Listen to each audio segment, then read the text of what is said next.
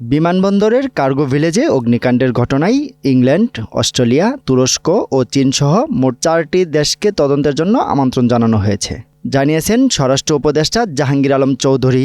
সকালে বিমানবন্দরের ক্ষতিগ্রস্ত কার্গো ভিলেজে ও গেট পরিদর্শন শেষে এসব কথা বলেন তিনি। এ ঘটনায় কোনো অব্যবস্থাপনা ছিল কিনা সেটি তদন্তের জন্যই এ সকল দেশকে আমন্ত্রণ জানানো হয়েছে।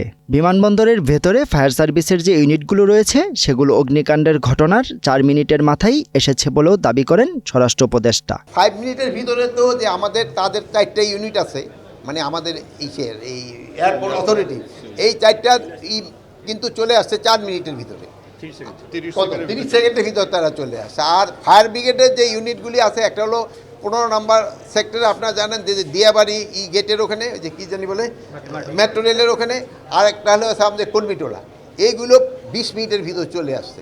But in the mean time ওখানে যেই জায়গায় আগুনটা ধরছে, আগুন দেখেন ওখানে কিছু কেমিক্যালও মনে হয়েছিল, গার্মেন্টস ম্যাটেরিয়াল কেমিক্যাল, শুধু দাগ্ধ পদার্থগুলো খুব বেশি ছিল, এই জন্য হয়তো আগুনটা ছড়াই গেছে, তাড়াতাড়ি কন্ট্রোল করতে সময় নিছে।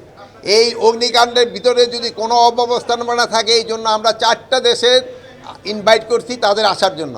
ইংল্যান্ডকে ইনভাইট করা হয়েছে, আপনার অস্ট্রেলিয়ারে ইনভাইট করা হয়েছে, চায়নারে ইনভাইট করা হয়েছে, টার্কিরে ইনভাইট করা হয়েছে।